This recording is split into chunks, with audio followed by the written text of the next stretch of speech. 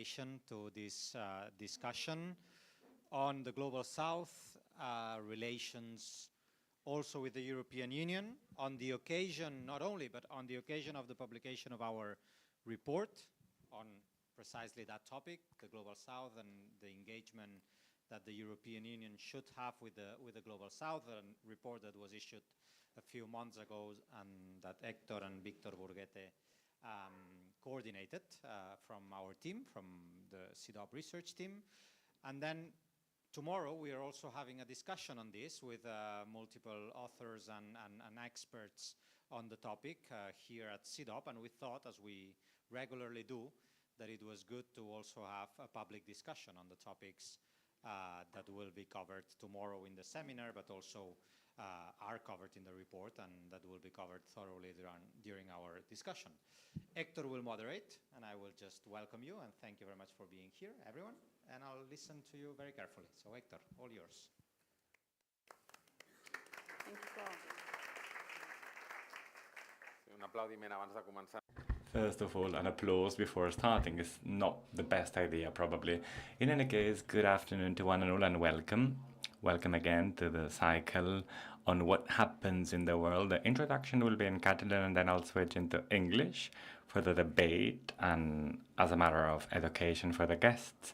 If you need simultaneous translation into English or into Catalan, please don't hesitate to grab a receiver. This new edition about what happens in the world is about this phenomena known as the Global South and how the Global South is responding to global challenges. To discuss the topic, we have two top-level speakers. I am not going to go through their resumes because it's very long. Both are very long, but let me give you a hint. Let me give you the highlights. Shada is a well-known voice in Brussels, and she's sometimes an uncomfortable voice because she questions the status quo power structures, and she tends to question and problematize the dominant geopolitical narratives, and more specifically about the European Union. Nonetheless, she's been recognized oftentimes as one of the most relevant voices in Brussels, the top 20 women influencers in Brussels, and amongst the most influential thinkers in the European capital, in Brussels. Amongst some of the highlights regarding her work, I would like to recommend you simply Shada, because, well, this is the place where from she questions these imperant narratives. Lynda is a lecturer on international relationships in Georgetown University, but in the Qatar headquarters. So she's traveled from Qatar, and there she studies how power, politics, and individuals shape the global order. And in her research, in her work, she questions herself who is listened to in this reconfiguration or in this shaping process about the global order. So who has the capacity to have a say in the global order, and more importantly, who is not heard, who is excluded when it comes to designing, thinking, shaping the global order.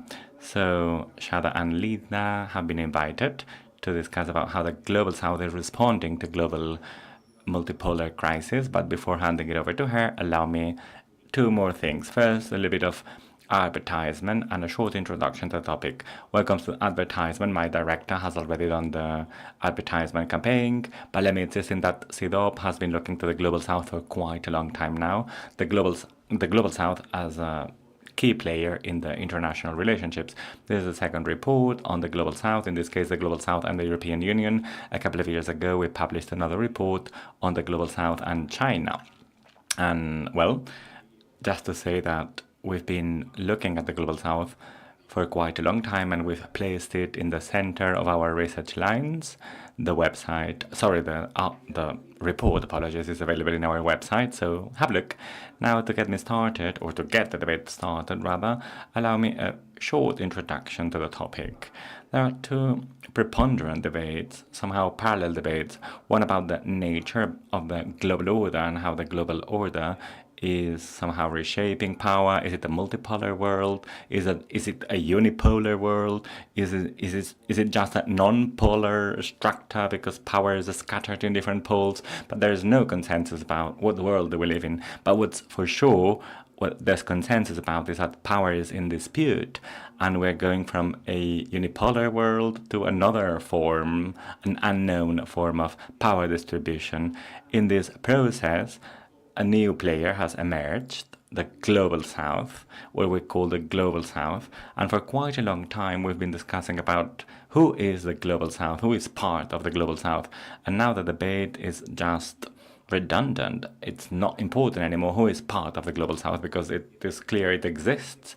It has its own agency, its capacity to impact global affairs. So now perhaps the interesting debate is, how does the Global South articulate, and what does its agency translate into in international affairs, and whether the Global South has enough power to shape the global order. Having said that, let me ask you the first question. I'll switch into English now. First question I'll ask to you, Shada, and then I'll ask the same question to Lynda, is how can we understand the Global South? The Global South is a political project, is a shared identity, is maybe a label that some actors use in certain situations for political purposes. What is it? How can we understand it? Thank you, Hector. Wonderful to be here. Thank you so much, Paul, for inviting me back to CIDOB. It's been a few years, but it's really wonderful to be here. Just a little bit, I'll just take a little bit of a diversion to say that in this time of monsters, because I think we all agree that these are extremely challenging times, there is no place for complacency. And that's why I think what CIDOB has done with its publication, and also, as you said, your constant interest in this topic is very, very important. Because what I see in many other capitals and among many other think tanks is a degree of Eurocentric complacency, even faced with the kind of challenges that we have at the moment, and we can talk about it. So for about 4 decades, so 40 years, ago, I came out of university and I started working for a magazine that was then called The South. Maybe it's in your archive somewhere. So, you know, I'm very familiar with the South. It's not a new concept. It's not a new initiative. It's not a new emergence. You know, these conversations have been simmering under the radar. Every time I went to the WTO as a journalist, every time I went to UNCTAD, every time I went to the UN, there were these conversations that were taking place among countries. In those days, the term was very derogatory, third world. But many of our countries in the South preferred the South. And now, of course, thanks to the new sort of paradigm that is developing, it is the Global South. What is it? I think it's, you know, 4 A's. So the Global South is about ambition from developing countries, emerging countries. You can call them what you want. It is about being more assertive on the global stage. It's about agency. In many parts of the West, Europe, Brussels, I'm familiar with Berlin, Paris, Madrid, there is a certain degree of these are junior partners. These are subservient interlocutors, and we come with the knowledge, and we can, you know, partake of that, you know, disseminate that knowledge. And I think there's been a great deal of frustration in many parts of the developing world about that equation, you know. These are centuries-old civilizations, many of them. So there's been a degree of, you know, we want the agency. And then I'll give the floor to Lynda, it's about anti-colonial. And I think we have to be very clear about that. So the Global South is a new kind of initiative coming from countries that reflects their enormous degree of frustration with the current hierarchies in the global system. And we can talk a little bit more about those hierarchies, but they go back to colonial times, and they become obvious whether we're talking about development cooperation, whether we're talking about Gaza, whether we're talking about Iran, whether we're talking about fighting poverty, sustainable development. There are these hierarchies that are so built in to the system as we know it today, into the multilateral rules-based system, which is our kind of Bible, if you like. It's so built in, so embedded, that many of us don't even see them. So it's a mix of political It's a myth of geopolitical.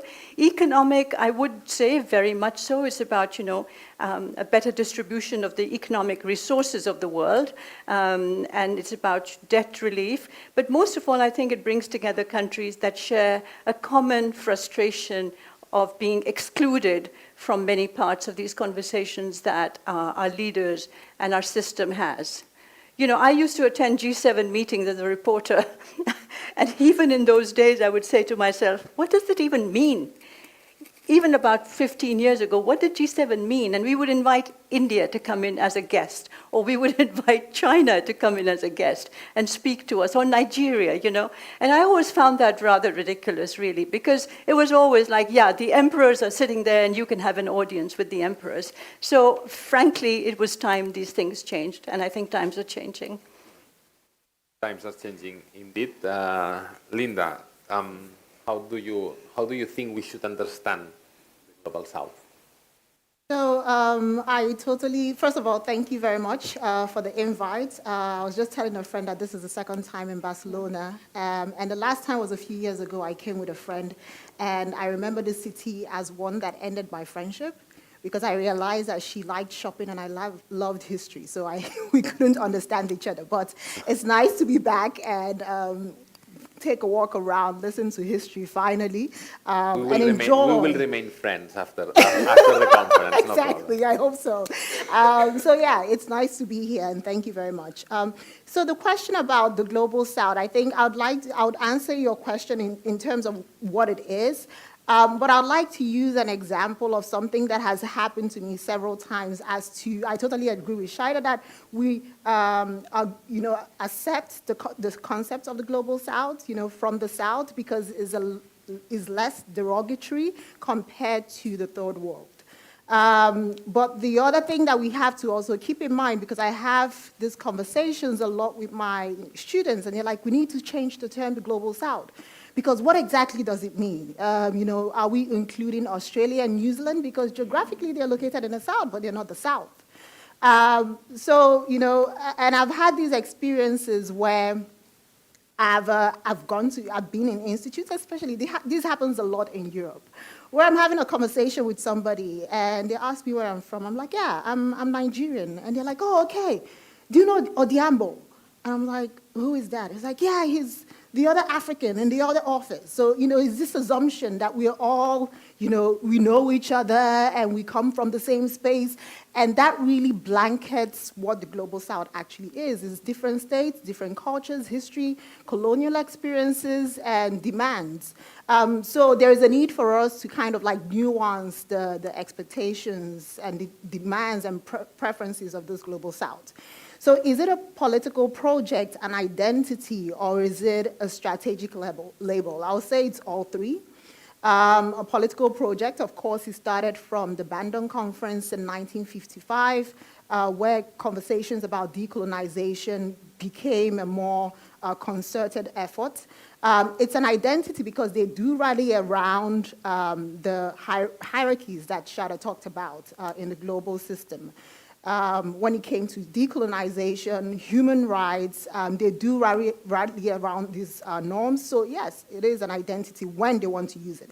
Strategic label, yes. Strategic label when they want to talk about issues that are most important to them, to the people. So yeah, it's all three at the same time. We need to understand how these states use it because they do accept the term Global South, but they're also very different at the same time. And yeah, I don't want to kind of ramble more, but there are several examples that we can think about in terms of understanding those differences. And the thing is that we do both. No, we highlight the differences, but we also highlight how similar their experiences and situations are.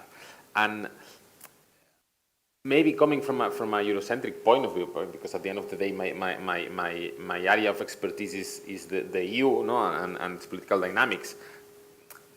Would we speak of the Global South having collective agency if there are no shared norms or shared institutions? I know this is very, very European, but could we do that? So I'm glad, Hector, that you recognize that this is very European. And, as a European myself, for a very long time, that is the question I would ask.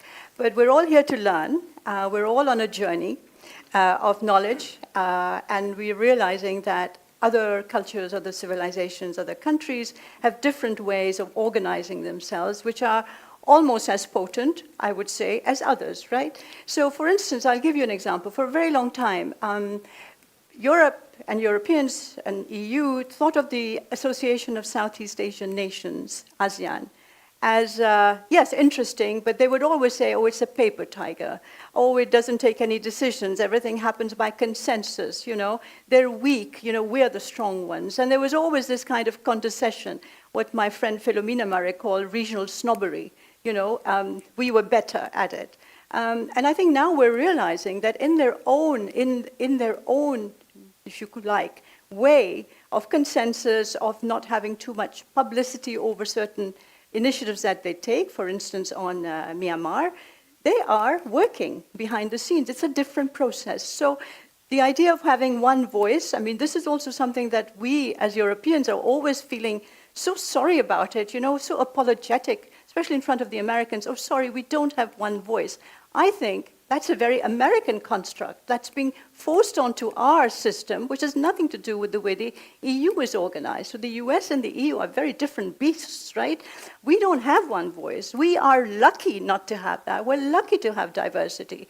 And I'll be very blunt, we're lucky to have Spain. And if we didn't have our middle powers in the EU taking national initiatives on important issues like Gaza or Iran or migration, we would really be very low in the world's opinion rates, in opinion polls about where the EU is. So this whole idea that, yes, the Global South works with fluid networks. We tend to work with entities, the European Council, the EU Council of Ministers, the European Commission, the Secretariat. Fine, we need that. That's the way our legal systems are built. But other societies, other traditions have a different way of operating. And I think this is a journey that I've been on. I've been realizing myself that so many of the assumptions I had are falling by the wayside in this very, very complicated world. And I would urge us to take a more holistic view of the world at the moment and take off our Eurocentric lens and accept that different, and the Global South, 120, 140 countries, they will not ever work and speak with one voice. They will have coalitions, they will have issue-centered discussions, they will coalesce on climate change, on debt, on Gaza. They will not coalesce on other issues because their vested interests, their national interests are different. So for me, it's a no-brainer now. I deliberately try and take off my Eurocentric glasses when I look at the world outside. So, Lynda, is it more accurate to think of the Global South way of organizing themselves as fragmented coalitions, as working on certain issues and then on certain coalitions to tackle these issues? So is this how this works? So to answer that question, I need to start with the first one that you drew up about collective voice or collective agency, because it answers the second question clearly. And I'll answer that by throwing a question back at you, okay. Which is, does the EU have a collective agency, a collective voice? Does the G7 have a collective agency, a collective voice?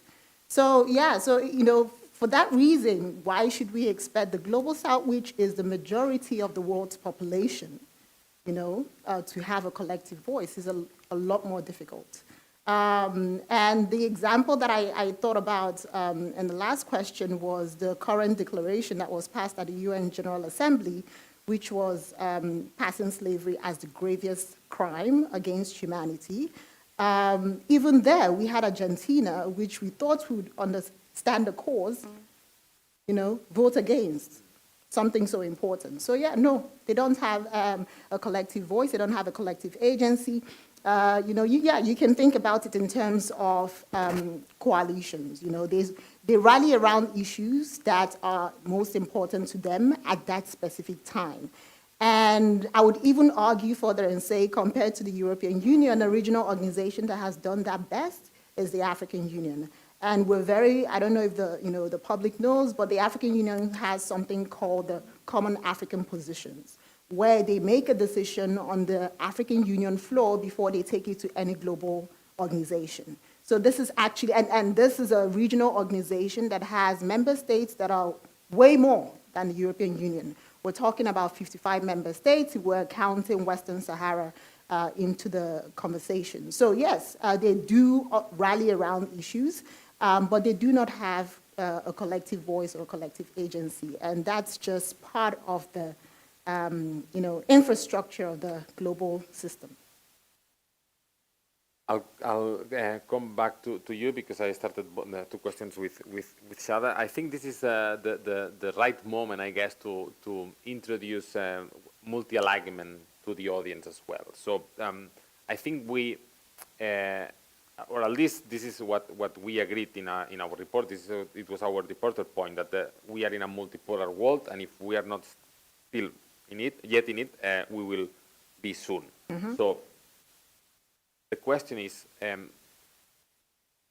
multi-alignment a feature that we will have in this multipolar world? And if you want to also introduce what multi-alignment is and how it works to the audience, I appreciate it. Yeah, so first of all, what is multi-alignment? So multi-alignment is when states or actors within the international system decide to align or sign agreements with different states, with different countries. So you can decide to buy energy from one country and decide to have military coalitions with another country. You never do it with a single actor. So that's what multi-alignment is all about. Is it always going to be part of a multipolar world? Yes, it will be. I would even go back in history and argue that it's always been part of the international system. So if I look at it from an African perspective, of course, our relationship with the West has always been very exploitative. If you look at the histories of how a lot of kingdoms across the continent were colonized, it was as a result of people inviting, people who came into their communities maybe to eat or have an interaction, and all of a sudden, a few months later, you have armies coming in, invading and looting. So I think they have, the African actors have learned a lot from history, and they would, I think they would just, never align with a single actor. Even when they used the non-aligned movement term in their conversation. So, post-independence in the 1960s in parts of Africa, the conversation was that we were not going to be aligned with any bloc, be it the East or the West. And that was in terms of political ideologies, because at the time, Africa was talking about how we move forward post-independence.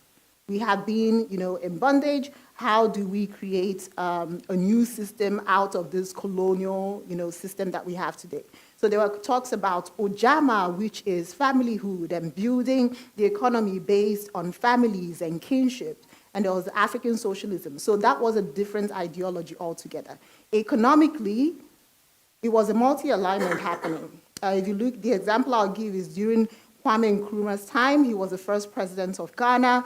He built the Akosombo Dam. And if you look at the people or the actors that funded that Akosombo Dam at that time, it was multiple actors. It was, the International Bank for Reconstruction and Development. It was the US, it was the UK, it was the Kaiser Group that collaborated with them. So there was multi-alignment happening economically while a non-aligned movement was happening politically. Do you share the same vision? Yeah, and my experience, it is that. I think it's the operating system, if you like, of a multipolar world. And, we've always said in this very, very complicated moment that we will not allow binary choices. The simple choices, you're with us or you're against us. I mean, the European Union, God bless it, did try that binary after Russia invaded Ukraine. It went to the UN, and that was a kind of a, let's say, binary choice that the global south was being given.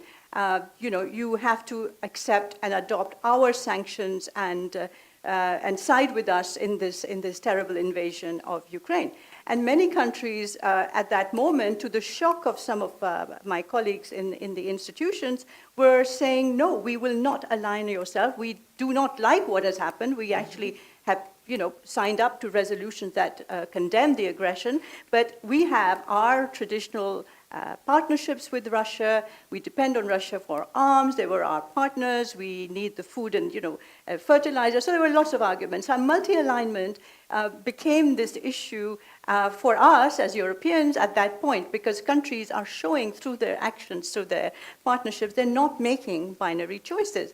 It is a multipolar world, and I think that means that countries will be working on their strategic autonomy. If you like, that's exactly what countries are doing. And let's be very frank, without China, there would be no multi-alignment, because what countries are doing is really accepting the multipolar world. That means that China has given a number of these countries, we may not like it, we obviously don't like it because we're trying to chip away at China's strategic autonomy as much as we can, is that we have to accept that because of China, its investments, the trade that they're giving and working with the rest of Asia, but also with Africa and Latin America, gives countries choices that they did not have before. Mm-hmm. And I think that multi-alignment is actually quite empowering for countries. And I'll give you an example. My country of birth, Pakistan, right, often seen as being an American kind of partner, or if you like, subservient to America. Then some say subservient to China. Some say, giving in to Saudi Arabia and the Gulf. In fact, in today's world, Pakistan, even though it's very sort of vulnerable economically, is engaging in a multi-alignment policy, which gives it the power, if you like, to intervene or try to bring peace between America and Iran. So this multi-alignment of Pakistan is not a weakness, and it gives middle powers like that the initiative and the know-how and the expertise to try and involve itself in very, very complicated questions. So multi-alignment for me is actually a strategic choice that countries have made. They're not sitting on the fence. They're not being indecisive. They've decided that they're going to work with multiple partners on issues of interest to that country. So economics with China, for Asia, security with America still, and trade with Europe, to simplify. Then, so multi-alignment does not weaken the negotiating positions of global South countries vis-a-vis global powers. No, your point is that it makes them stronger in negotiations. Mm-hmm. So, at the same time, forget global powers. Let's focus on the EU for a second. Okay. The EU is not able or to practice multi-alignment, or do you think it should? Or should we talk about the EU as a collective actor, one actor, mm-hmm. or are we talking about middle-sized powers that can practice multi-alignment? I think any actor can practice multi-alignment, and I think the EU is practicing multi-alignment. I think even with your report, you're proving that the EU is practicing multi-alignment. With how it interacts with Latin American countries, with how it interacts with the US. Yeah, of course, the US has been a historical ally, so it's almost, difficult for it to kind of end that relationship with the US, but it does practice multi-alignment. I know that there's been agreements across Gulf countries with the EU, so it is practicing it. And this is why it's a powerful tool. And I would like to use an analogy because it's sometimes difficult to understand it from a political perspective. If you think about it from maybe a Eurocentric perspective, it's almost like, but it means that you have no principles because you're not loyal to one actor. But if you look at it from another perspective, think about it in a market logic perspective. If you I don't know if you have open air markets, but I'm Nigerian, so I'm used to open air markets. You know, you go to buy stuff, and one of the things any Nigerian, you can use this whenever you decide to visit my country, by the way, you go to a market and you go to a seller, for instance, and you buy something from that seller the first day. And you had a great relationship with the seller, and you decide to maintain that person as someone you purchase your goods from, you know. If the seller realizes that you are loyal to them, and regardless of having several other people selling the same thing around them, that you come to them, they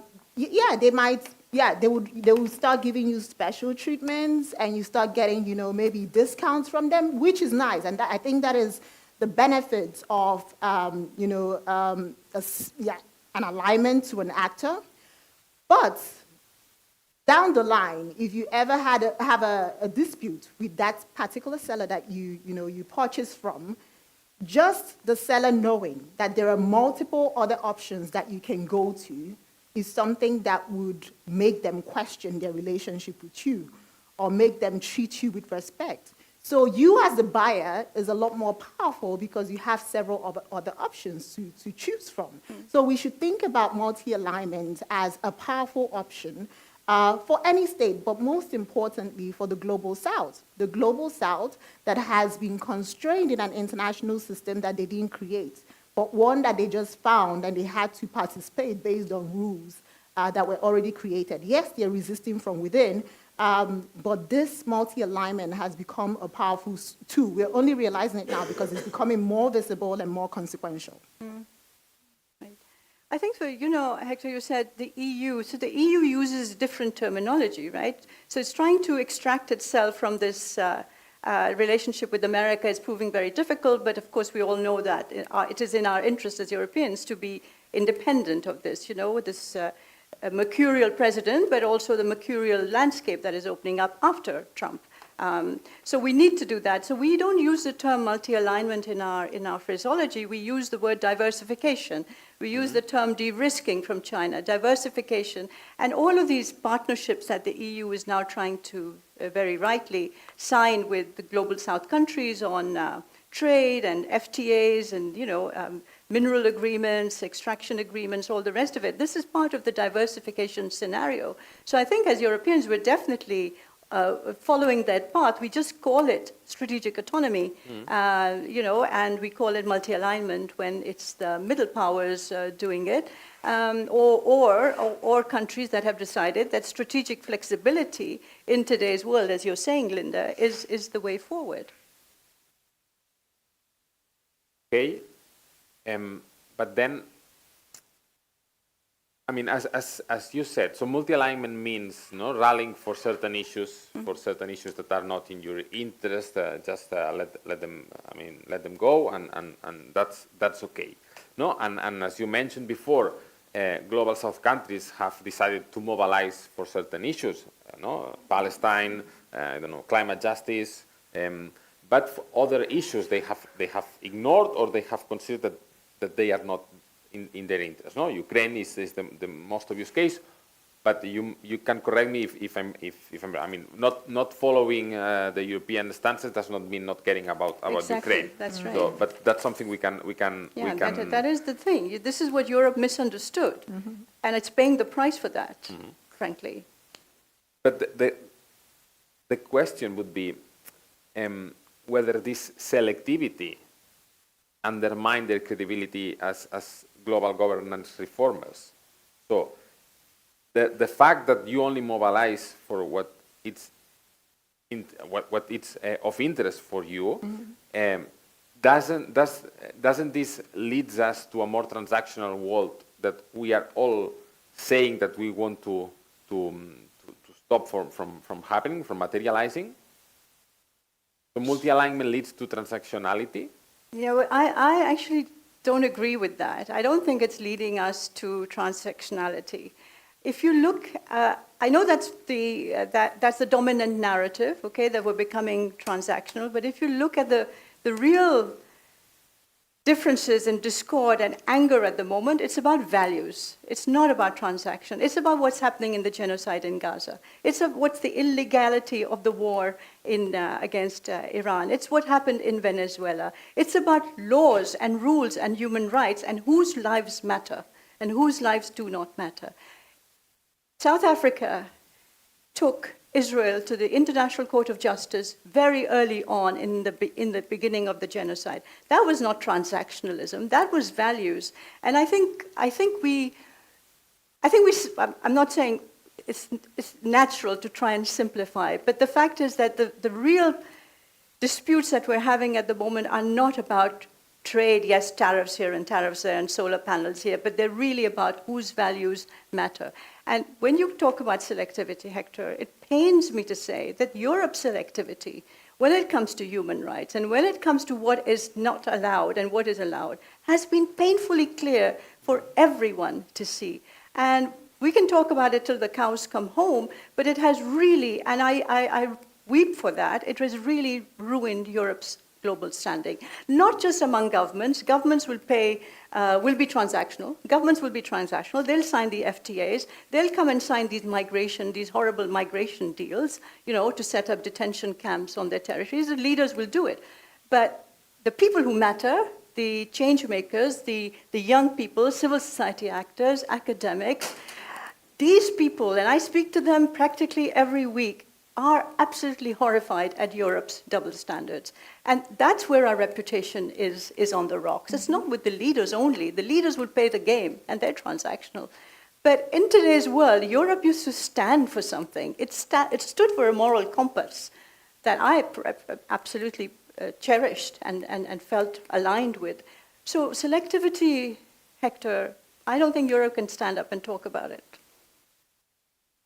I totally agree. I totally agree. Yeah, because if we think about selectivity and we think about it in the context of the example of Ukraine that you gave, amazing, the way, actors in the international arena came together, sanctions and saying, this is a human rights abuse, this is against self-determination, this is against what we believe in the UN Charter. Now, that is how actors and in the international system should behave. But did they do the same for Sudan? Did they do the same for the DRC? Do we even know what's going on in the DRC? Again, Europe kind of selects what is most important to it. And I think that is it's been the MOU of international politics, unfortunately. And I agree with Shada in the sense that what is most important and what people are talking about is values. So you can't, let's forget about the transactions, because I think, coming from an African perspective, I think first, if I think about the relationship of Africa to the West, it started exploitative and then it's become transactional. And yeah, that is a future of international global governance. But it's a value that people are talking about. If we're going to say that Ukraine is important, we should equally say that Palestine is important and DRC is important and Sudan is important. And we're not doing that. Can I just come in with one thing? Because I think sometimes people think, Global South is a romantic notion, right? And I totally disagree with that, because the leaders of the Global South are playing a very, very clever game. They are holding Europe hostage to its selective application of human rights and law. And I see that when these terrible migration deals are signed, whether it's with Tunisia or Egypt or, what was the latest one, was done with, I think, I can't remember now, Nigeria maybe. But these deals, they know our Achilles heel is migration. So they come and they get cash. I call it the ATM, geopolitics of ATM, these machines, they get the money. And then there are also grave, serious human rights violations in Global South countries. I think we all have to agree with that. The European Union had at one point the respect of the world to raise those issues without being laughed at. I'm sorry, I'm being very cruel, but it pains me to say that. And now when the EU rightly says, there's this thing going on in India, Pakistan, you sent back Afghan refugees, why did you do it en masse? What are we going to do now? the Taliban are going to be in Brussels very soon to sign a migration deal with the European Magnus Brunner, you know, the migration commissioner. So we've lost something that was very precious to us. And I feel very, very sad about it because it was one of our geopolitical strengths, you know. It was just not a humanitarian thing. It was a moral geopolitical power that we had. So let me bring this conversation a little bit more to the EU. 1 year ago, more or less, we had also a discussion on the global south and their impact on the war in Ukraine and the position on the war in Ukraine. And what we were told by people from the global south was that the world needed Europe. It is a huge statement, but so what he was saying was that Europe should put its things together, no, and be this actor you are talking about now, no, and recover this thing that we've lost in our way. But from the global south perspective, so does the global south see the EU as a whole or individual countries? Because this is also something that interests us in the report. And then, does the global south see the EU as a normative power? I guess that not anymore. Hierarchical power that still tries to impose its hierarchy on others, or maybe as an irrelevant actor that does not count anymore, and it's the only thing it does is following the US. The US orders. So I can go first. It's a question that might differ when you look at it from a macro and micro level. And if I look at it from a micro level, if you asked an average person on the streets of Cameroon, for instance, do you know of the EU? They probably don't. Like, they wouldn't know anything about the EU. But if you ask them about France or Macron, they'll tell you, oh, it's a country that has funded an authoritarian for several years. I don't know if you've heard about, the president of Cameroon, Paul Biya. He's like 90 plus, and yeah, like I have students who've told me, since I've been born, that's the only president I know. But France has funded that president in as much as he comes in and talks about, democratic principles. And maybe this is where I differ a bit from Shada in the sense that as an African, Europe has had a selective attitude towards Africa since I remember. Like, I can't think about a time where it approached Africa as a genuine normative actor. Although civil society does, kind of like tap into those norms and use them to demand for reforms in domestic politics. But yeah, like in terms of the relationship, it's always been that way. At the macro level, states and the African Union thinks about the EU as an important actor. Of course, a lot of our funding, unfortunately, comes from the European Union, still does, the Peace Fund, you mentioned that in the report. That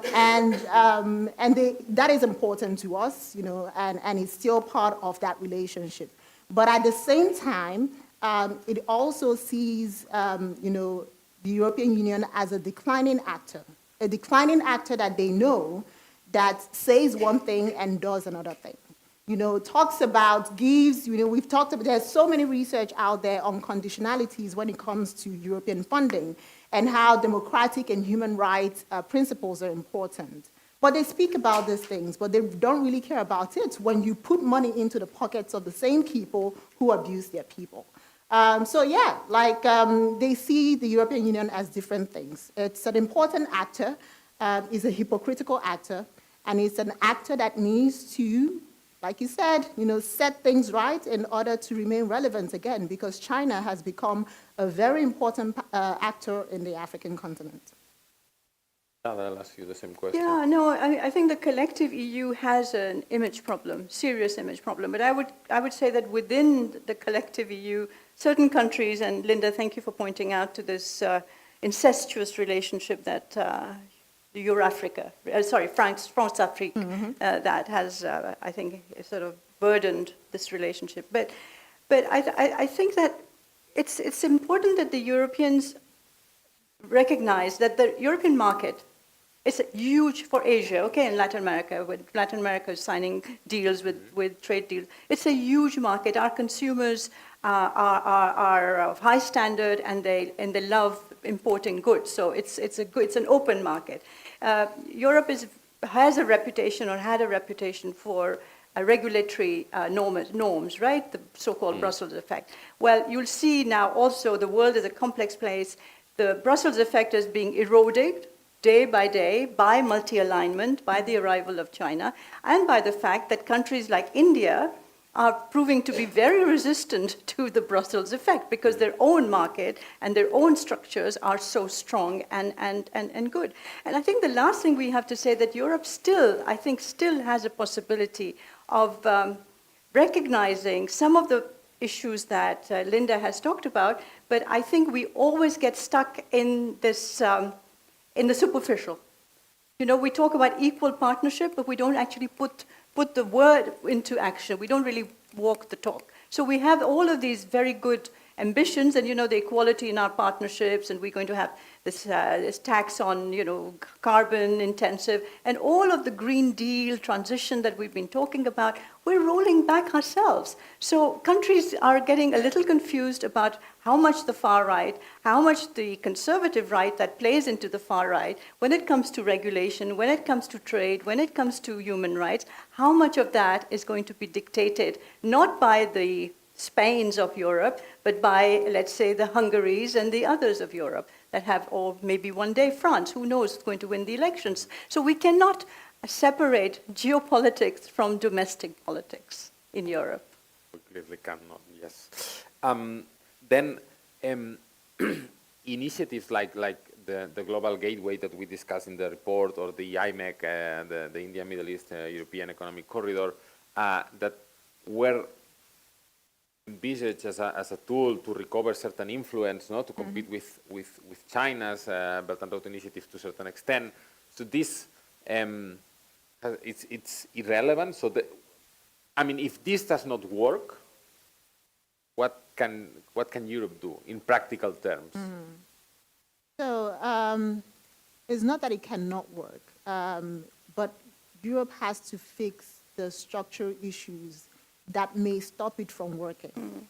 And that structural issue, now I'm being repetitive because I'll be repeating some of the points that Shada raised, is the fact that it's always looked at, and again, speaking from, you know, an African perspective, African Union perspective, it's always looked at the continent as the mentee. And that's kind of like thinking about relationship needs to change. For a long time, yes, you know, some of the powers within the European Union have been colonial powers, and some of that relationship stretching into post-independence, but that mentality needs to change. It shouldn't be funds for conditionalities. If you speak to a lot of bureaucrats in the African Union, they will say something like, you know, China comes with the funds, and they don't put conditionalities on it. They just say, these are funds, you know, use it where it's needed. And then Europe comes, or the EU comes and says, oh, we're going to give you funds, but these are the conditions to use those funds. So it needs to stop looking at the continent or the global south as a mentee and look at it as an equal partner. An equal partner, equal enough to think about what's best for their continent or for their region or for their people, and then, you know, co-design these ideas together and come up with solutions. So it has to do that. It has to solve the problem of structure, but it also has to deal with the fact that it's coming a bit late because China has dominated in many areas across the continent. It also needs to match it institutionally. So we started a conversation with collective agency, collective voice. I think that's still missing in the European Union. So in order for that to work, it also has to come with a collective voice in making that possible. And it could have been very easy. I've talked to Carlos Lopez, you know, from Guinea-Bissau, but he works in South Africa for the Nelson Mandela Institute. And Carlos is very clear, we were not consulted.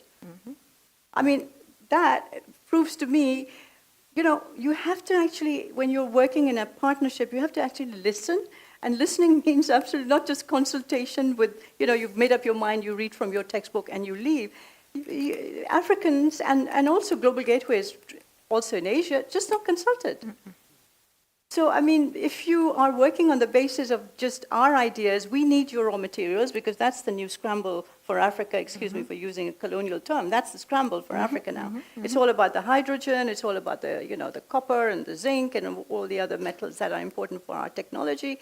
So, I mean, nobody's fooled, and the young people across the Global South, and I'll use that term, the young people across the Global South are very active, very savvy. They're on all the social media. They have networks around the world. And I am sometimes privy to some discussions that are held in these networks on Europe's role or America's role. And they are shocking. I wonder how many, and maybe we can ask the EU, how many EU officials listen to those commentaries? How many actually listen to what our students in the Global South are saying? What our professors are saying? What our academics are saying? And that, I think, Hector, is a real problem. I've been in this business for 40 years and more. We do not listen. We do not take on board. The room for, ever since Gaza, the room for dissent and dissenting views has become so small, it doesn't exist anymore. So when you're not actually listening to the words of people you're working with on a daily basis and tend to, you know, say your partners with, it really leads to catastrophe. And Global Gateway for me is a geopolitical branding game. It's all about communication, and it's not really about what the people actually want. They want industrialization. Talk to Carlos. Carlos knows exactly what is needed to change the Global Gateway. Has Carlos ever been invited to Brussels? I don't think so. Has Kishore Mahbubani been invited to Brussels? I don't think so. So I think these are the voices that will need to be heard in Brussels as well.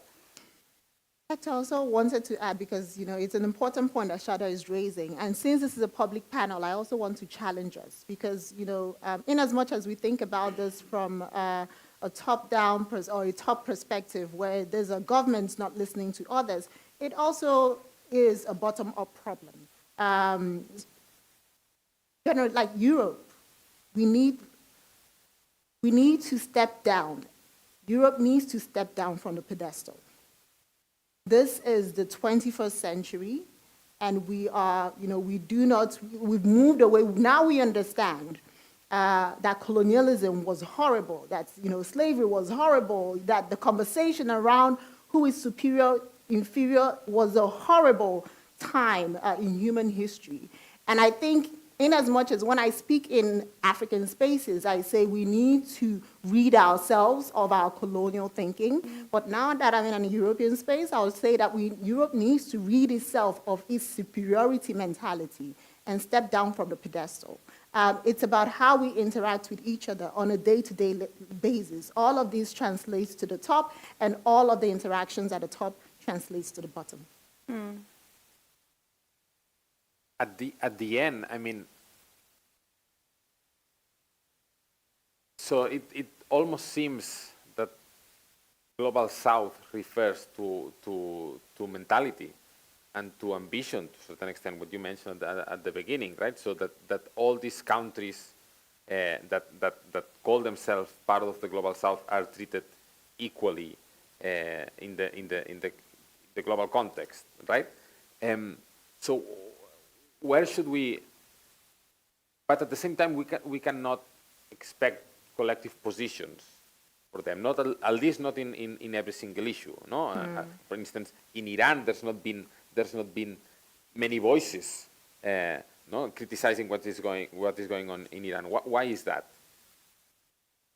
I mean, because we can. I mean, I'm all in for criticizing European double standards, but there are double standards everywhere in the world. Actually, we had a seminar between Ukrainians and Latin Americans, trying to bring together the different positions, and there was a Brazilian think tanker who said we have double standards as well. So it's not. I mean, it's not as easy to get rid of double standards and act collectively thinking on good global governance.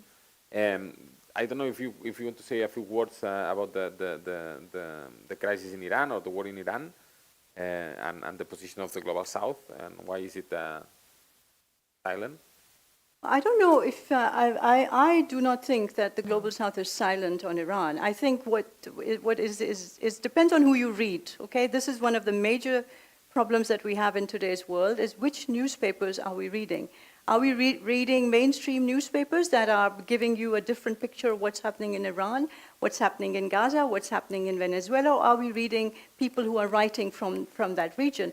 And I think there is a great deal of concern at how the rules have been broken in the case of Venezuela also, if I may say so. In the case of Iran, I think there are voices, and I mentioned the peace initiatives that are being taken by Turkey, Iran, Pakistan, Egypt, Saudi Arabia, and I think Qatar is involved in that peace initiative as well. People are trying to find solutions to that issue. So I do not think that this has been a quiet thing. I think it's been perhaps not as loud as it has been over Gaza, but it is still very much part of the concerns that we have, that some people's lives matter more than other people's lives in today's world. Now, look, Hector, I always insist that that its double standards are a problem worldwide. The only difference that makes us different as Europeans is that we made it a part of our European brand. Our constitution, our treaties talk about our external relations being based on human rights, democracy, and the rule of law. And we have made it our job, rightly, I believe, to go and complain about countries that were breaking the rules. That was our norm. So when we so obviously on the global stage do not do so over Gaza or Venezuela or Iran, it has changed a little bit, I have to say, that makes us very open to criticism, because we are other countries have never, China has never said it's there to change the world in its image. Russia never said that either. India doesn't say that. India doesn't even intervene in any kind of conversations about peace. So I think we made ourselves that, and this is what brought us glory in the good old days. And now it is bringing us infamity. It's bringing us into trouble because of that. Every country has problems. You can talk about, what South Africa is doing on the global stage and what it does to its own migrant population, right? You can say the same thing about Pakistan. Every country has these problems. So it's not just a criticism for the sake of criticizing. We're criticizing the fact that what was there has now been eroded in the case of Europe. That's what I think is the possible, is what's happening at the moment. And there's a vacuum that's been created, because Trump's not going to do it. I also think the same. I wake up every morning to a channel called Arise TV in Nigeria, and it starts every morning with talking about the war in Iran. So the conversation is happening. And like to your point, the double standards is unfortunately part of politics. Unfortunately, even part of daily life. For instance, if you were in a workplace and you heard that, there will be salary cuts for a department and that department isn't yours, you'd be like, oh, okay, I'm safe, But if it's yours, you're like, okay, let's go out, let's protest. Now, I'm losing my salary and everything. So it's part of daily life, unfortunately.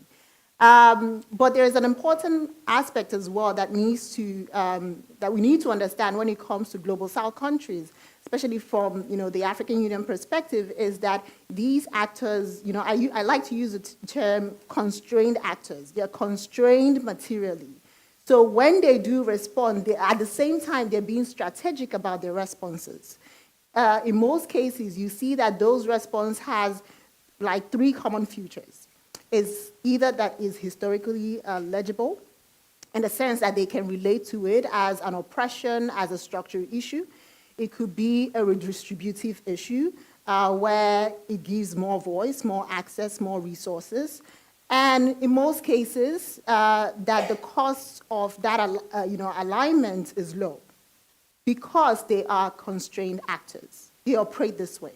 So it's easier for them, and if you look at the case of Palestine, it ticks all the boxes: historical legibility, redistributive, cost of alignment. And they work this way. But on the other hand, if you look at a lot of the established powers, these actors are not resource-constrained actors. So they're actually in a position to speak louder and to, hold positions, which we do not see them doing. In addition to the fact that, Shada said that it's branded itself as such. So that is the differences that we need to nuance in these conversations as well. But I totally agree that there are double standards. Because, Hector, if you look at the EU's agreements, with cooperation agreements with all countries, right, there's a human rights clause. There's one with Israel, too. Suspension of the agreement, human rights violations. How long have we been talking about that? We can't even agree on censoring the extremist ministers or not getting imports. So, I mean, this is so obvious that this is happening on our watch, and that's where the collective EU loses its reputation. I was speaking to a friend from, I won't name the country, it'll be too obvious, that said the EU went from having good standards to double standards, and now it's no standards. And I think that is a sad place to be. And that's where, sorry to say, I continue, that's where member states individually can save and are saving Europe's reputation. That, I think, is a very important point to make in today's world. Some are ruining it further, no names. Some are, and I'm sitting in a country where I am proud to be, because I think Pedro Sanchez is actually elevated. Even my mother knows his name, and my mother's a very savvy lady. She said, "Oh yeah, you're going to Barcelona. Isn't that Pedro Sanchez is there?" I said, "Yeah," and she said, "Yeah, well, congratulations." I mean it very seriously. Yeah. It is good to see a European leader who gets international acclaim, right? Totally agree. He's well known now. I know domestically there may be issues, Yeah. but we're not talking domestic. Yeah, we are not talking domestically. Okay. No, thank you very much. Let's open the floor for questions if there are some. See one here. Do we have a? I don't know if we have a mic. There.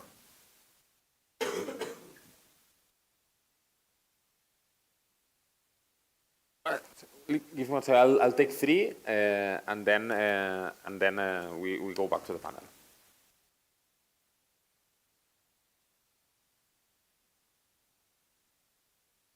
It's switched on. Yeah. Geert Laporte of ECDPM, previously also ETTG, European Think Tanks Group. Very happy to see good old friends again after quite some time, because I'm a retired guy. But happy to be here in this very interesting debate.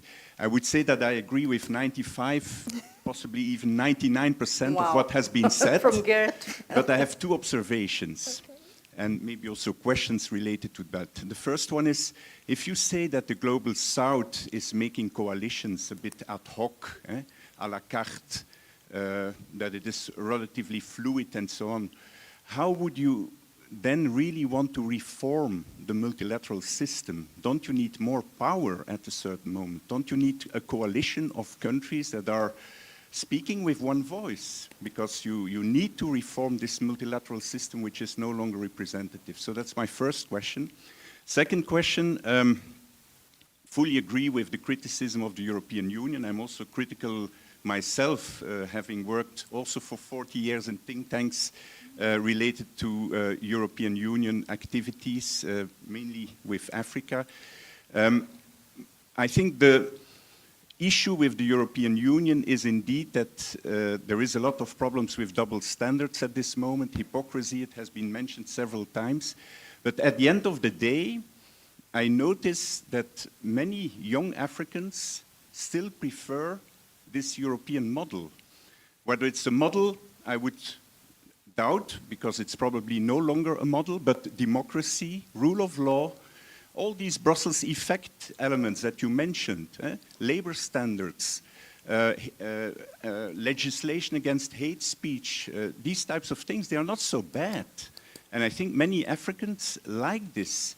And you also see this when you see the migration movements. I don't see that many Africans going to Russia, economic migrants, political migrants, refugees. They don't go to China. They prefer to go to Europe. Yeah, they do but not China. At the same amount, not in the same amounts.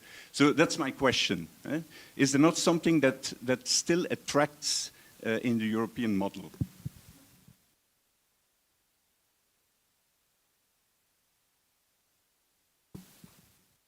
question is related to the first, the first question you made. It's about the United Nations. United Nations is in crisis, of course. Global South has been criticizing the model, the liberal order, but it's also a place where they have the voice and the power, because it's more democratic than other institutions. So what is the position about the crisis of United Nations from the Global South? There is some questions that are some convergent positions to change this the system.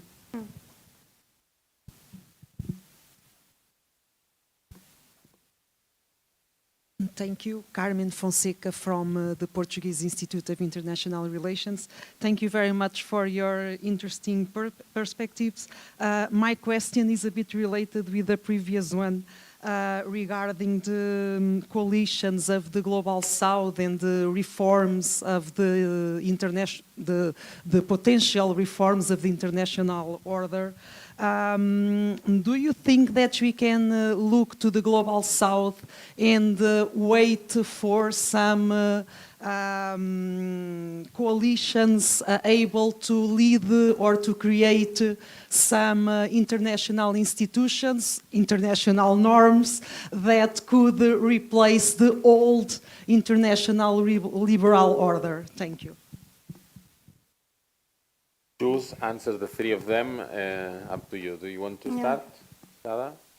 I can answer Geert a little bit on the young people and the values. I made that point. That's where the sense of betrayal from Europe comes, because Europe was an advocate for these very values and is not doing it in a universal fashion now. It's very selective, as we've talked about. So there, I think, is, I totally agree with you, and I think that's the biggest challenge facing the authoritarian leaders in many parts of the Global South, because let's be very frank, I mean, I advocate for human rights, and I cannot turn my back on what's happening in India or Pakistan or Afghanistan, Iran, you know. So there, I think, is where Europe had a strength, and I've seen it in conversations with Federica Mogherini, and, you know, she used to bring together people from the Anna Lindh Foundation, and there was so much interest and interaction and so much support. But we don't have that now. And I hate to say it, but Gaza, the masks are off, and I think that is a tragedy. On the UN reform, I mean, I know this is a very facile thing to say, but the EU has to also wake up and make place for the Global South countries to enter the UN institutions, I mean, the IMF, the World Bank, Security Council, and all the others in a more kind of representative way. Because at the moment, some of the seats that or the quotas that Global South countries need, would be really democratic and representative, are taken by the EU. So I think that is an important first step that would be taken. And then I totally agree with everyone who said that you need a select group of countries that would then work together and have one voice on that reform. We've been trying that, if I'm not mistaken, for 30 years. This has been a question on our agenda for 30 years, and we haven't found those countries because of internal rivalries, not to mention within the EU itself. So for me, that is, there are ideas out there. Kishore Mahbubani has put forward some ideas as well about a 777 kind of rotation within, you know, rotational representation is something that people are talking about. But for me, the biggest question, if I could answer my Portuguese friend, is really, what do you do with the power? You know, you can have a new system and you can have new rules. What will those rules be? And as someone who believes in the values and human rights, I think they have to be human-centered. They don't have to be only about transactional issues, you know? So in a world where power seems to be the great game, are there countries that are ready to make humanity the great game, you know, and to be serious about climate change, elimination of poverty, etc.? And I think that is the challenge facing us as we go forward in this century. Yeah, thank you for your really, really important questions. I'll start with the first about the multilateral system and the question of if that young Africans prefer this system, the European model. And my first challenge to you would be, is it really a European model or is it a universal model? Exactly. Because when we think about human rights and labor rights, I can trace back in history how those were already part of pre-colonial societies. The only reason we could call it anything European is because in terms of the legality, we kept what we had post-colonization. Of course, we don't know what would have happened if these countries were not colonized. So it's not really a European model. But yes, they prefer it, and they tap onto these rights, these models, these ideas to fight for what is right for them. There are so many things, like I'm really impressed and I applaud a lot of the young people and what's happening across the continent right now in terms of how they are mobilizing and protesting against what governments are doing. If anybody has heard what's happening recently, DRC, some countries have been affected by Ebola, and there's a conversation about moving US citizens who are infected to Kenya, a country that has no record of, Ebola. Can you imagine? And the president, Ruto, is creating this facility to do this. There's been a lot of protests, to tell you that the system is still working. The court has ruled it out several times, saying the president has no right to do this. And there are several protests still happening. And there are many more examples, like, unfortunately, my unfortunate president, Tinubu, went to borrow from the World Bank. Youngsters went on social media, mobilized, went on the World Bank page and said, do not give that money to that man because it doesn't trickle down to society. What did the World Bank do? They shut down their comment section and went ahead. So there's a lot of mobilization happening. And a lot of these are not necessarily European models. Like, people just want to be able to live in a free, whether they can exercise their rights and live freely. Like, this is just human nature. So it's not necessarily a European model. And in terms of preference on where to go to, yes, like they go everywhere. I can say this specifically from an African perspective. Africans go everywhere. I have lots of friends who speak Russian because they've lived in Russia. There is a huge population of African students right now in China. So again, alternatives, going to China has become a thing. So Europe is not only the model. I've been here for a week catching up with friends because I used to live in Germany. A lot of the conversation is how far right, Europe is getting, and how a lot of my friends want to find a way to get out before it's too late, unfortunately. So these are the conversations that we're having because, in as much as, Europe says it, what we see, the realities are different. And as a Black person, and as an African, it's become a very uncomfortable space to be in. The crisis of the United Nations, thank you very much, Anna. That's a very important question. I think the Global South has been resisting from within for so many years. And I think this is the right time for Europe to step up and join, the fight and also resist from within.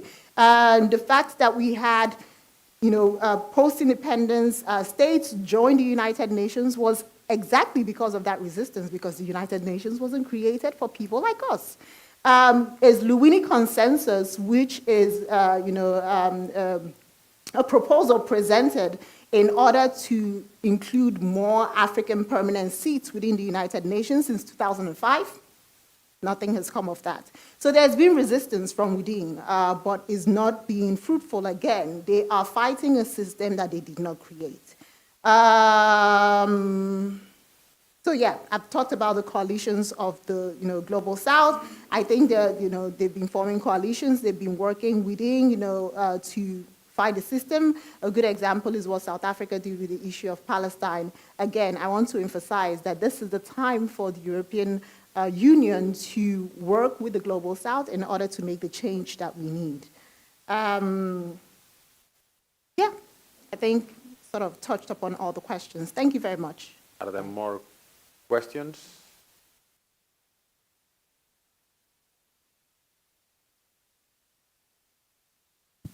Thank you so much for the conversation. It's been great to be able to hear you.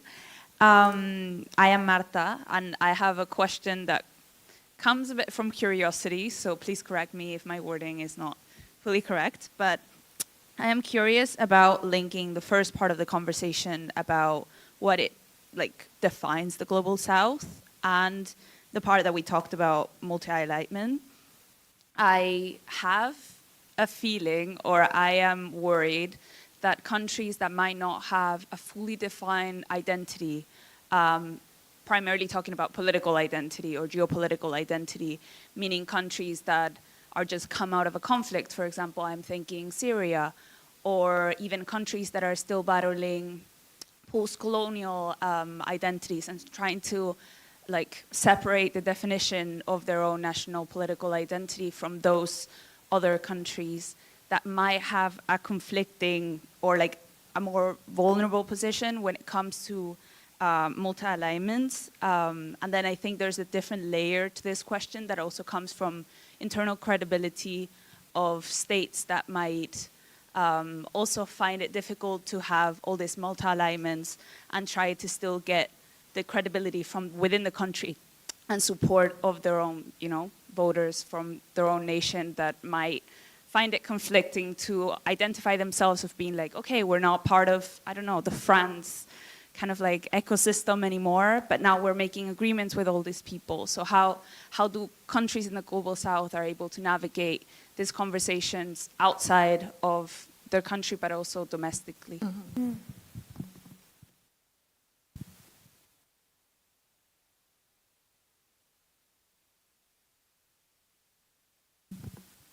Thank you very much for this wonderful conversation. I was wondering, because at the beginning you were talking about the agency of the Global South, the multi-alignment, and I was thinking, what about the limits?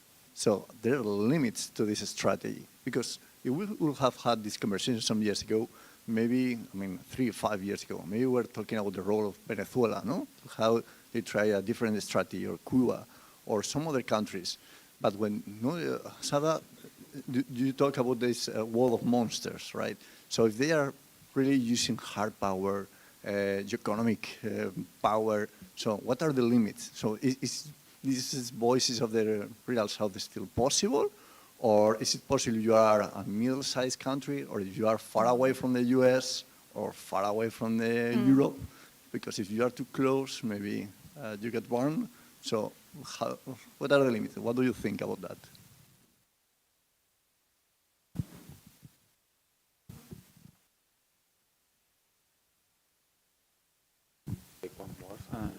Thank you for your debate. My question, my comment is about hypocrisy. Because I think that when you hear, or when I try to hear media, televisions and newspapers in the Global South, the word of hypocrisy, it's like every minute is said, right? And my question is, when did Europe lose its credibility? When did it gain this image of being hypocritical? Because the way I see it, it didn't start with the genocide in Gaza, right? There were many events, many factors, but I think that many of these factors were already there, like the neo-colonial relationships, the economic exploitation, this almost like private informal behavior of being above regarding other diplomats. It was always there, but it's especially now that I see this image that has been formed, right? And my question is, why now, right? Not only because of Gaza, but of why now? Yeah. Mm-hmm. The last one, so we can then close the... Thank you. My question, well, first of all, thank you for the space also to discuss these topics. As a student of international relations, I think it's one of the first times that I've had like the space to hear about Global South dynamics. But well, apart from that, my question, maybe it's on a more positive note, if it's possible. If it's the last, since it's the last one, maybe it's also a good way to finish. But we've heard you mentioning also about like individual colonialism experience from different countries in the Global South and individual experiences like from historical contexts from these countries. how could Europe or the European Union in a constructive way approach the next steps towards a future that is more aligned with its values, the values that we defend. I feel it's not in a utopical way, because I feel like all of us have some ideas, like bringing Carlos Lopez, as you mentioned, here the academics, the youth networks in Latin America, bringing them to the table and to the agenda of international relations and the public sphere. But there's any institutional concrete steps that you think would be interesting for Europe, for the European Union to follow in the near future? Also in the sense, not only, you mentioned, Shada, about the paper of Spain's or Hungary's, but as Europe, as the European Union, as a united voice in that sense. Maybe it's a bit complicated, but in a utopical world, if you see it, which ones would be these steps? Thank you. I don't remember who started before. Yeah, Lynda, please. Okay, so I can go. Let me try and get the question. So the first question about, okay, who is vulnerable, if I'm correct? Some have fully defined identities, some are vulnerable. How is it dealt with within and outside? So I would argue that if you engaged, average citizens within a country, for instance, so long as the decisions of I would say it would probably be the same for any other country, so long as the decisions of the government is beneficial to the citizens, you're fine. If the government decides to go through the route of multi-alignment or anything else, so long as it's beneficial to them. So one example I can give is, for instance, when you talk about, usually if you look at this course in academia and you look at a country like Rwanda, like people say, oh, that's an authoritarian government, because of the way it's designed around Kagame. But I have Rwandan students in my class who said, leave our president for us, don't you dare. Because the basic needs of the Rwandans, according to them, are met. They don't care if he's authoritarian. They don't care how the system is designed. They don't care if he's multi-aligned with different partners. Rwanda has been very good at multi-alignment, like with the Gulf, with Russia and all.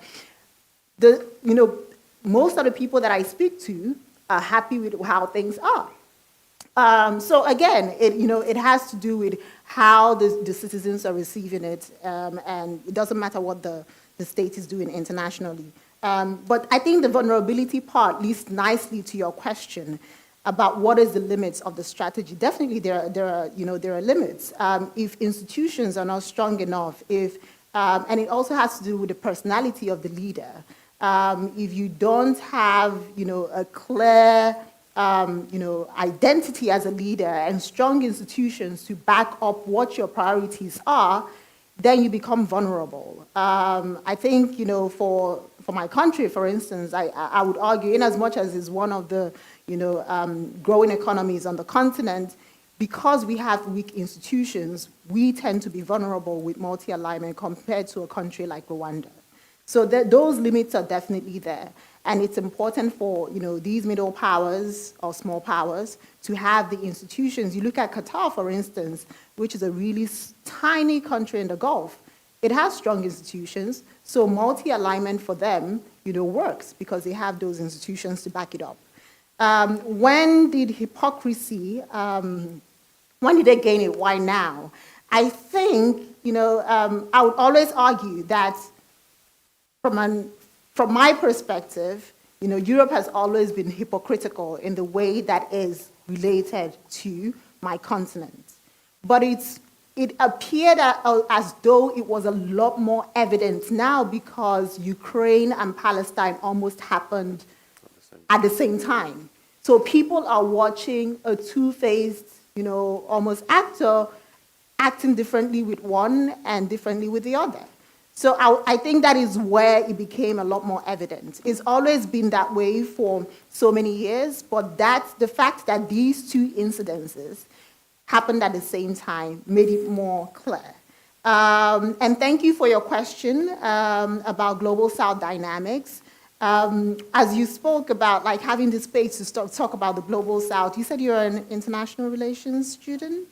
Okay, because the first thing that came to my mind was like, I hope in your courses, you have a course that kind of like looks at like Spain and the Global South, or Spain and Africa, something like that. Because as a Nigerian student coming to Germany, I realized that a lot of my German peers knew very little. I knew more about their history than they knew more about mine. Exactly. And that was because, you know, unfortunately, everything that happened to us is tied to Europe. You know, if you talk about slavery, goes back. You talk about colonialism, goes back. World wars and the people who fought that are forgotten goes back. So a lot of our histories are so tied that it was, for me, it was a culture shock, actually, to talk to. I started my PhD in Berlin, and we had like a cohort of 6 girls, and we'd talk, and they knew very little about where I came from. And I would share my perspective share my African perspective of looking at the World War and looking at the things that happened, and they'll be like, oh, wow. You know, someone was even surprised that I spoke English. I was like, you know, 101. So international relations 101. So yes, so it's important. I hope that we expand, our curricula in order to engage, because the world is becoming a global village, like they say, and you can't really understand international relations without understanding the rest of the world. So how do we approach? I think it's part of what I'm heralding, or kind of voicing out throughout my talk, is that the Global South has been resisting. The Global South has been resisting in as much as a constrained actor. Europe has been selective, but also selective because it's strongly tied to the US. And I think it is time for Europe to really stand on its own, create its own identity, and decide, the values that you brand yourself, to decide to act based on those values and not to be selective. I think that would be my takeaway from this. Yeah. I think for the vulnerability question and the question of, how do small states, I'm a great believer in regional organizations and regionalism. I think that provides the shelter and the hedging that is sometimes required for smaller countries. And I think one of the strengths of today's world is really that regional organizations, in fact, could play a role in the UN reform. They could be representative of regions rather than individual countries. It's one of the options on the table. So I think that provides some kind of a way forward in terms of, how do you manage vulnerabilities among, because, there could be dog eat dog, and, so that could be that kind of world. So they could find shelter in the regions. It's a very good question that you asked about why now, and I've spent a lot of my time thinking about why now. I think you're absolutely right. It's not just Gaza. I started feeling this movement happening in my networks because I'm in constant contact with friends and colleagues in the Global South. I started feeling it during the recent one. I'm not talking about the colonial legacy, the dark shadow of trade and enslaved people. I mean, that's been with us for centuries, right? The centuries that we've lived in. I think it was the vaccines. I think it was the moment where Europe showed its feet of clay, showed a degree of racial hierarchies, and was starting to hoard vaccines. And there was a moment where all of the values that Europe, even within the 27 countries, right? There was a moment where countries were hoarding now.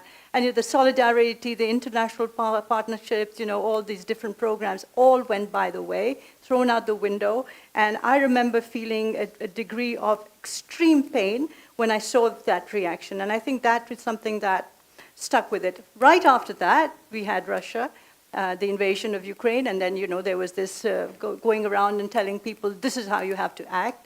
And it was really embarrassing for some of the EU ambassadors because, through my job, obviously, I have friendships with them. And yet they were complaining at these meetings that they were having, saying, you're giving us orders to go and tell, I'm going to use a fictitious word, go and tell Bangladesh that they have to do this when we this is our problem, our security problem, and you're making it a civilizational issue for Europe. It is not for Bangladesh or not for Indonesia. They have different alliances, and that reduced our credibility to a great degree. Our migration policy, guys, everything is linked in today's world. If our migration policy is so racist, so racialized, and so dependent on what color of your skin, Ukraine pointed that out.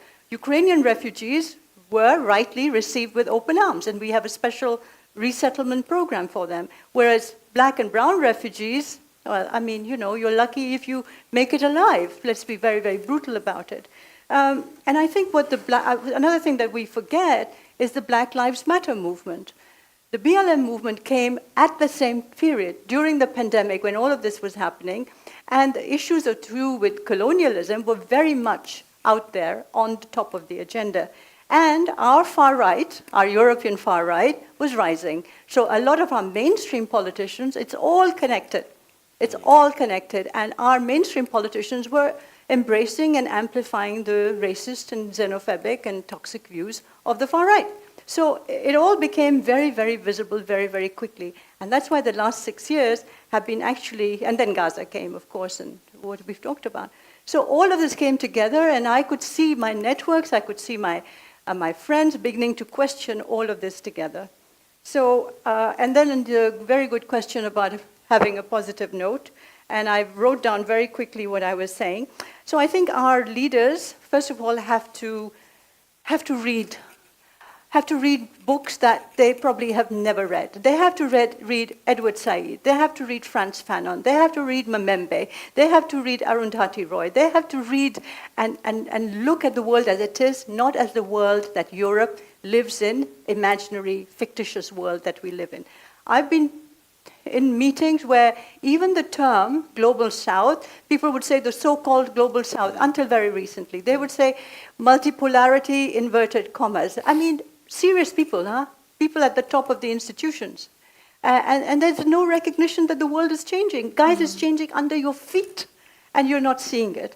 So I think really to be tuned in with the reality of the world and not with the fictitious life that they say, question themselves and tone down the far-right voice. If you look at the council, the European Council that meets now, the things that people are saying which are so mainstream racist, the Overton window of what is allowed is so wide open that it is shocking. And these are our mainstream politicians. This is Friedrich Merz saying people can't go out in the streets, our daughters are not safe. Seriously? This is the way a leader should be speaking? No. So all of this is one big image which I find heartbreaking. And finally, I think the point that you made also about recognizing that Europe was not built 200 years ago. You know, this was an act where everybody participated. The looting that took place, the colonialism that took place. Our soldiers from South Asia and Africa fought in the world wars. You know, our selective memory of our history is part of the problem. So it's a huge question, but I think if we start teaching our history properly to our students, very young, I think we will make better citizens and maybe we'll get better leaders, because the problem for the moment is really that our leaders are fixated on winning the elections at any price. And we citizens of Europe are paying the price for that. And optimism is, I think we can all learn. I think we can all learn, and I think the people in the streets, the demonstrations, the calls for civil society action, all of that, the citizens' initiatives, all of that show that the people of Europe are awake and they know what's happening. And I just want to add that on the point of learning, the fact that this is organized and, you know, the conversations just don't happen in closed doors and don't go out. The fact that this is organized and we can all speak about it in public, I applaud, you know, the Institute for doing this. We applaud you for this wonderful conversation, and thank you very much.